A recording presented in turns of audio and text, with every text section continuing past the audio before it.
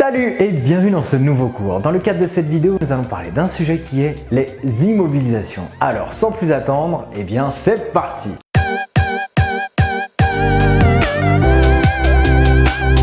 Les immobilisations, ça c'est forcément quelque chose que vous allez rencontrer dans votre vie de comptable. Une IMO, voilà ce que c'est. C'est quelque chose dont l'entreprise est propriétaire, qui a vocation à rester durablement dans le temps dans l'entreprise. En compta, durablement dans le temps, c'est 12 mois. Qui va générer des avantages économiques futurs ou qui va aider l'entreprise à fonctionner. Voilà globalement la définition d'une immobilisation. Et on trouve trois grandes catégories d'IMO. Tout d'abord, nous avons les immobilisations incorporelles, c'est-à-dire qui ne se touchent pas, qui n'ont pas de corps. Exemple, un site internet, des brevets, des marques, des logiciels, un fonds de commerce. Voilà l'exemple d'immobilisation incorporelle. Puis, nous avons des IMO corporelles, c'est-à-dire qui ont du corps, qui se touchent par contre. Une voiture, des machines, du mobilier, des outils informatiques, entre autres. Tout ça, si je prends l'exemple de la voiture, elle va aider un commercial à aller démarcher des clients. Typiquement, la voiture va être utile pour créer des avantages économiques futurs.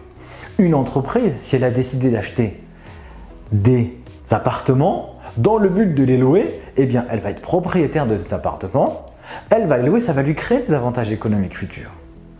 Au-delà de ça, un bureau, utile pour le comptable qui va réaliser sa comptabilité, ça va aider l'entreprise à respecter ses obligations légales. Donc du coup, ça va l'aider à fonctionner. Voilà pour les immobilisations corporelles. Ensuite, pour finir, nous avons en dernier lieu les immobilisations financières. C'est-à-dire, par exemple, une entreprise possède des titres de participation dans une autre société. Voilà ce que la fiscalité nous a dit. Toutes les opérations ou les choses qui répondent à la définition de l'immobilisation doivent être enregistrées en immobilisation, c'est-à-dire dans des codes comptables de la classe 2. Par contre, par souci de simplification, tout ce qui répond à la définition de l'IMO, mais qui est inférieur à 500 € peut être enregistré en charge. Ce n'est pas forcément la méthode préférentielle, mais c'est une possibilité que beaucoup d'entreprises utilisent. Maintenant, comment on enregistre une immobilisation dans la compta? Petit rappel, une entreprise, lorsqu'elle achète des choses, depuis le début, on dit que ce sont des charges. Sauf qu'on avait parlé des principes comptables tout au début du parcours. Il y a un principe comptable qu'on appelle l'indépendance des exercices. C'est que je dois respecter le principe de rattachement des charges et des produits au cours de l'exercice auquel ils se rapportent. Si j'achète une voiture pour le commercial, sa voiture, il va pouvoir l'utiliser sur plusieurs exercices. Donc il n'est pas logique que je constate le coût global de la voiture sur l'exercice en cours, l'exercice durant lequel je vais l'acheter. Donc je vais faire une stratégie, une astuce comptable qui va me permettre de lisser le coût de l'immobilisation, donc de la voiture, sur la durée d'utilisation du bien. Exemple, une voiture va s'amortir sur 5 ans, donc je constaterai la perte de valeur, donc la charge, sur la durée d'utilisation qui est de 5 ans. Ça veut dire que en comptabilité, lorsque je reçois la facture d'achat de mon véhicule, voilà ce que je vais devoir faire. Je vais recevoir une facture avec un montant hors taxe, le montant du véhicule, de la TVA et du TTC. Prenons l'exemple d'un véhicule utilitaire, c'est-à-dire qu'il y a 2 places. L'entreprise reçoit la facture. Il va falloir qu'elle l'enregistre. Il y a toujours cette question fondamentale à se poser.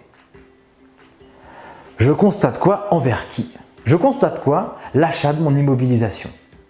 Code comptable de la classe 2, les immobilisations. Ensuite, qu'est-ce que j'ai?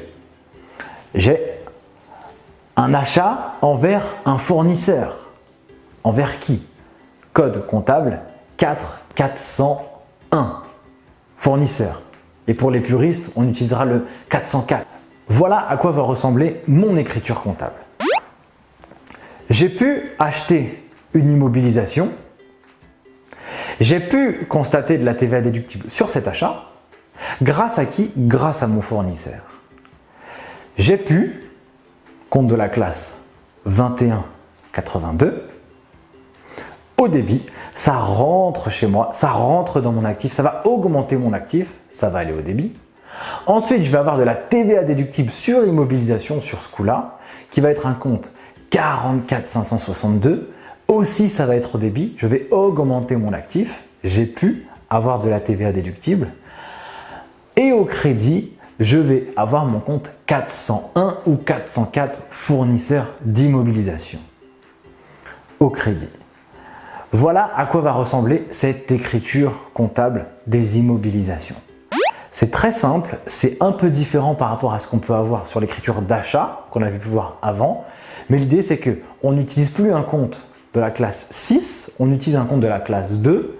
Et ce n'est que dans l'histoire de l'utilisation de ce véhicule où on va constater la charge. Mais ça fera partie d'un autre parcours, c'est ce qu'on appelle plutôt les opérations d'inventaire ou de fin d'exercice. Voilà pour cette vidéo, j'espère qu'elle vous a plu et moi je vous dis c'est parti pour le cas pratique. Ciao!